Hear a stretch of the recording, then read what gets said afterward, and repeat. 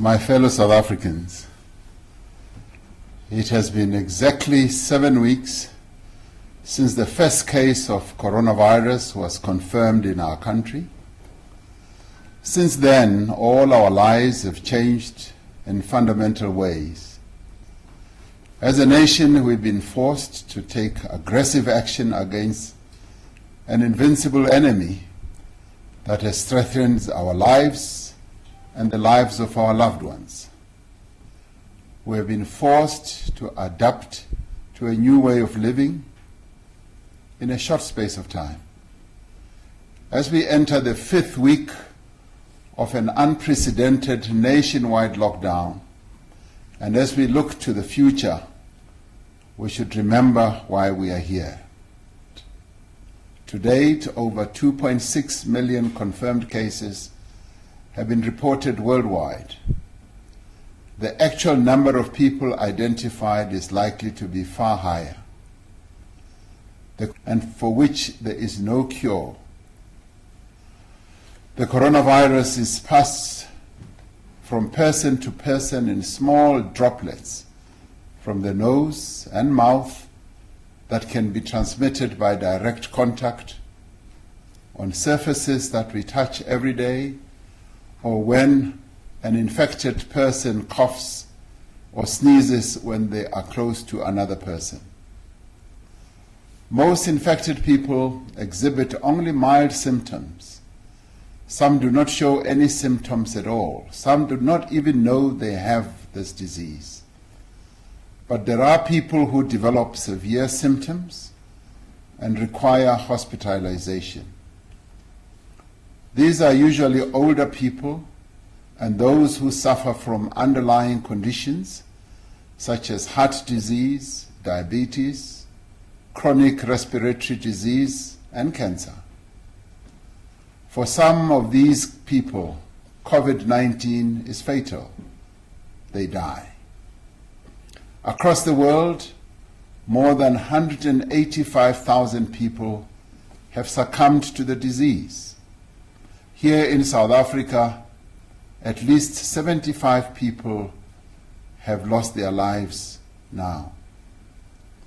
Because the coronavirus can spread so rapidly through a population, it can overwhelm even the best resourced health systems within a matter of weeks.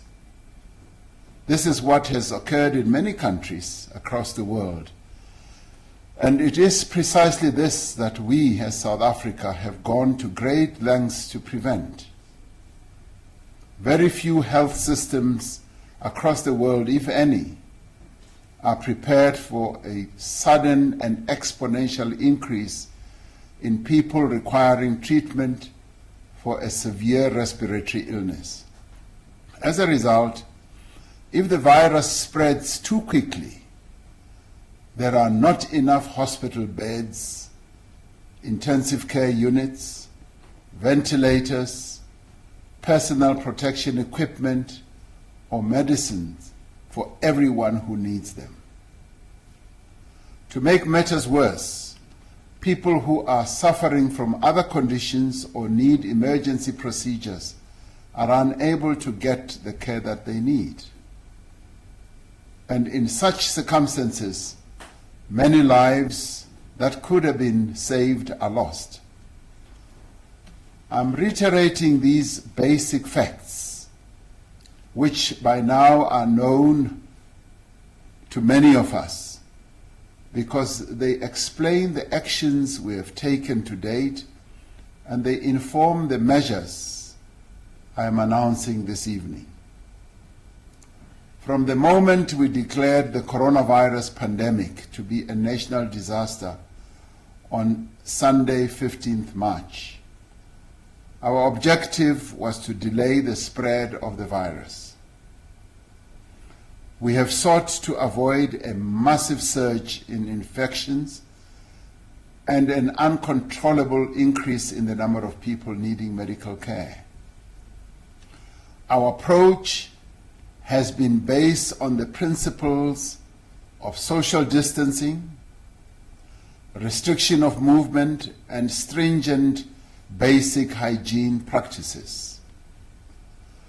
By delaying the spread of the virus, we have had time to prepare our health facilities and mobilize some of the essential medical supplies that are needed to meet the unavoidable increase in infections. And it is in doing so that we hope to save tens of thousands of lives. There is clear evidence that the lockdown has been working. Together with other measures we have taken, such as closing our borders and the changes in behavior that each of us has made, the lockdown has actually slowed down the progression of the pandemic in the country. The World Health Organization has commended and praised South Africa for acting swiftly and for following scientific advice to delay the spread of the virus. Yet, while a nationwide lockdown is probably the most effective means to contain the spread of the virus, it cannot be sustained indefinitely. Our people need to eat, they need to earn a living, companies need to be able to produce and to trade, they need to generate revenue and keep their employees in employment. We have accordingly decided that beyond Thursday, the 30th of April, we should begin a gradual and phased recovery of economic activity. We will implement what we call a risk-adjusted strategy through which we take a deliberate and cautious approach to the easing of current lockdown restrictions. We've decided on this approach because there is still much that is unknown about the rate and the manner of the spread of the virus within our own population.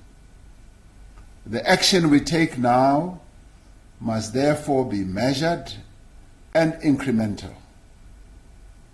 This approach is guided by the advice from scientists who have advised that an abrupt and uncontrolled lifting of restrictions could cause a massive resurgence in infections. We cannot take action today that we will deeply regret tomorrow. We must avoid a rushed reopening that could risk a spread which would need to be followed by another hard lockdown, as has happened in other countries. We have to balance the need to resume economic activity with the imperative to contain the virus and save lives. To achieve this, we have developed an approach that determines the measures we should have in place based on the direction of the pandemic in our country. As part of this approach, there will be 5 coronavirus levels. The first level is what we call level 5, which means that drastic measures are required to contain the spread of the virus to save lives. Level 4 means that some activity can be allowed to resume subject to extreme precautions required to limit community transmission and outbreaks. Level 3 involves the easing of some restrictions, including on work and social activities, to address high risk of transmission. Level 2 involves the further easing of restrictions, but the maintenance of physical distancing and restrictions on some leisure and social activities to prevent a resurgence of the virus. Level 1 means that most normal activity can resume, with precautions and health guidelines followed at all times. To ensure that our response to the pandemic can be as precise and targeted as possible, there will be a national level and separate levels for each province, district, and metro in the country. We are currently at level 5, which requires a full national lockdown to contain the spread of the virus. This is the highest level of lockdown and was imposed when drastic action was necessary to curb transmission. The National Coronavirus Command Council will determine the level based on an assessment of the infection rate and the capacity of our health system to provide care for those who need it. We have undertaken a detailed exercise to classify the different parts of the economy according to the risk of transmission in that sector, the expected impact of the lockdown, the economic contribution of the sector, and the effect on livelihoods. Our ministers will provide a detailed briefing on the classification of industries and how each is affected at each level. We will give all industry bodies an opportunity to consider these details and, should they wish, to make submissions before new regulations are gazetted, they are free to do so. The National Coronavirus Command Council met earlier today and determined that the National Coronavirus Alert level will be lowered from level 5 to level 4, with effect from Friday, the 1st of May. This means that some activity will be allowed to resume subject to extreme precautions to limit community transmission and outbreaks. Some businesses will be allowed to resume operations under specific conditions. Every business will have to adhere to detailed health and safety protocols to protect their employees, and workplace plans will have to be put in place to enable disease surveillance and prevent the spread of infection.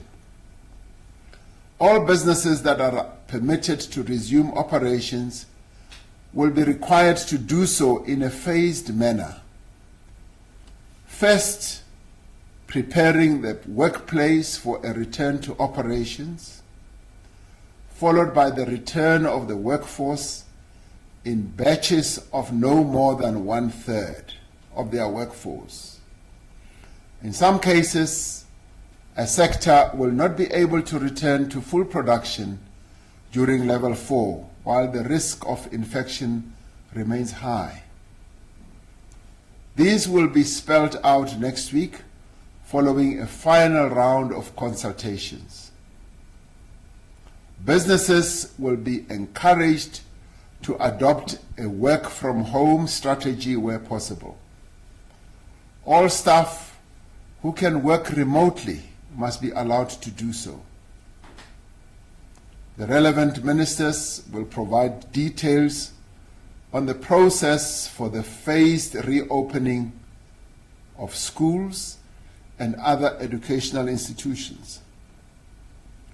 As we gradually ease the restrictions, it is necessary that many of the measures to contain the spread of the virus remain in place. When the country moves to level 4 on the 1st of May, the following will happen. Our borders will remain closed to international travel, except for the repatriation of South African nationals and foreign citizens. No travel will be allowed between provinces except for the transportation of goods and exceptional circumstances such as funerals. Public transport will continue to operate with limitations on the number of passengers and stringent hygiene requirements, including that all passengers must wear a face mask. The public is encouraged to stay at home other than for essential personal movement, doing essential work, and work in sectors that are under controlled opening. People can exercise under strict public health conditions. That will be spelled out. All gatherings, apart from funerals and for work, will remain prohibited. Those who are elderly and those with underlying conditions must remain at home and take additional precautions to isolate themselves. The sale of cigarettes will be permitted. The range of goods that may be sold will be extended to incorporate certain additional categories. These will be detailed by the relevant ministers. It is important to note that several restrictions will remain in place regardless of the level of alert for as long as the risk of transmission is present. For instance, bars and shebeens will remain closed.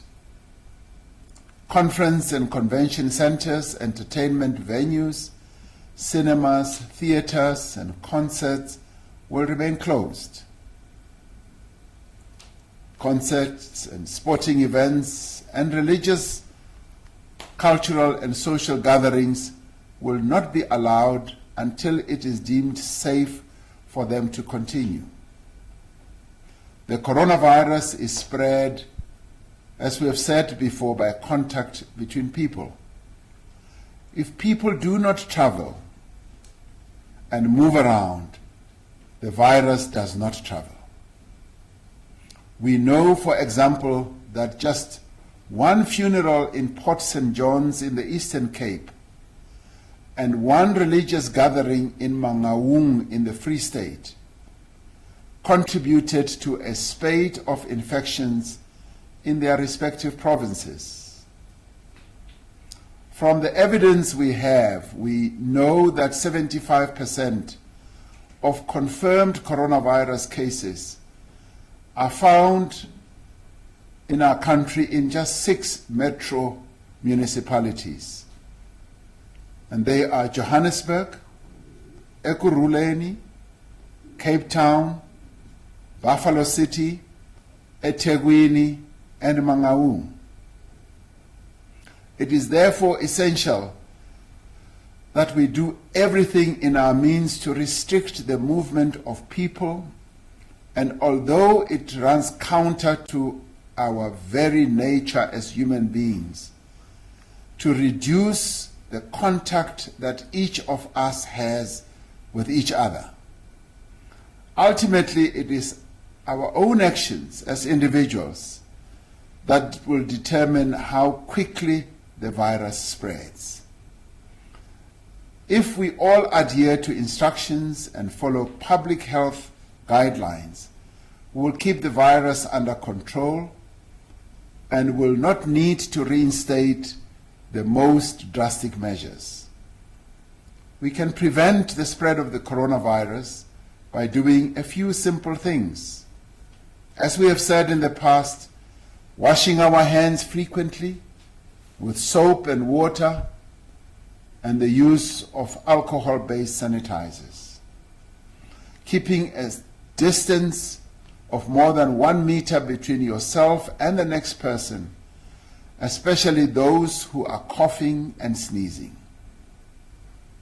Try not to touch your mouth, your nose and eyes, because your hands may have touched the coronavirus on surfaces.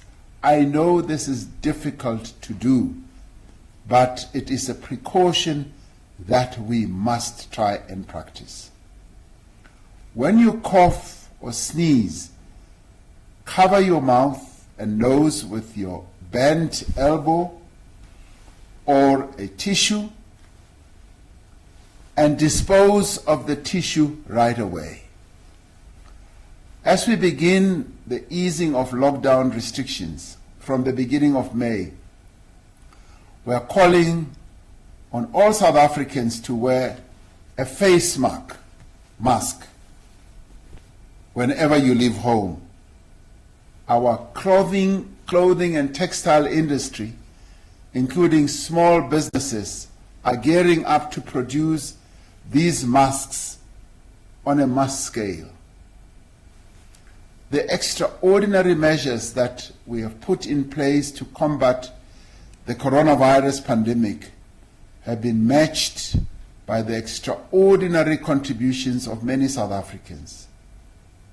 We pay tribute to them, the nurses, the doctors, the scientists, and the community screening field workers who are leading our public health response. We are committed to ensuring that they have all the resources they need, including adequate personal protection equipment and other recognition to undertake the work that is being asked of them. As we slowly ease the lockdown restrictions, we are substantially and rapidly increasing our public health response. We have already seen a huge increase in community screening and testing that is going on throughout the country. Guided by advice from the World Health Organization and the Africa Center for Disease Control and Prevention, we have joined other African countries in placing mass screening and testing at the center of the next phase of our response. Earlier in the week, I announced an additional allocation of 20 billion rand to our health response to ensure that we have the beds, the medicine, the equipment, and personnel that are required when the country experiences the peak of infections. This evening, I also want to pay tribute to those who are providing essential services and goods, the truck, taxi, bus, and train drivers, the workers on our farms, in stores, at power stations, at water plants, at petrol stations, in the banks, in call centers, law enforcement officials, and security personnel. It is thanks to your efforts that we have been able to make such valuable progress in combating this pandemic. As part of expanding this effort, I have employed over 70,000 Defence Force personnel to assist with various parts of our coronavirus response. Until now, those Defence Force members that have been deployed have supported the South African Police Service in their responsibilities. They will continue to do so, but they will also be providing assistance in other essential areas, such as the provision of water supply, infrastructure, maintenance, and health services. This is a crucial moment in our struggle against the virus. It is a time for caution. It is also a time to act responsibly, but it is also a time for patience. There is no person who does not want to return to work and to normal life.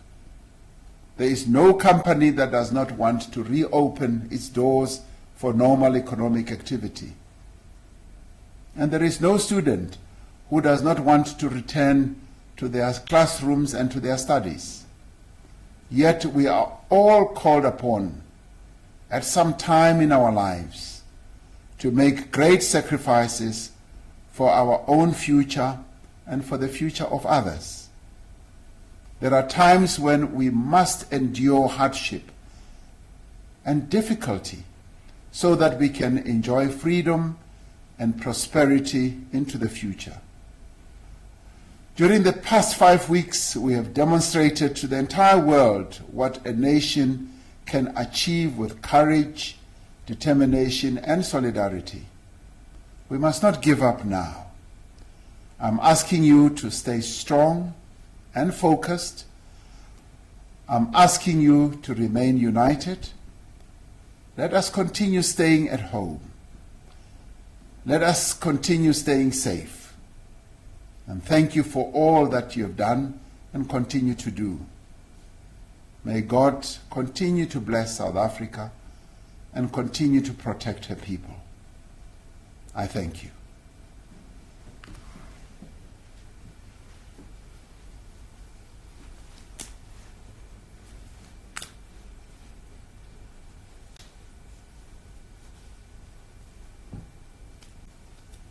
Thank you.